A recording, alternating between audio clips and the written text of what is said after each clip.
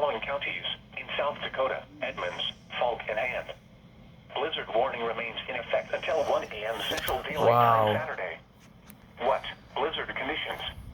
Additional snow accumulations of 7 to 15 inches night. Accumulations of a light glaze. It's a lot. It's over a foot of snow. As high as 50 miles per hour. Where? Edmonds, Potter, Falk, Hyde, and Hand counties. When? Until 1 a.m. Central Daylight Time Saturday. Impacts. Travel could be very difficult to impossible.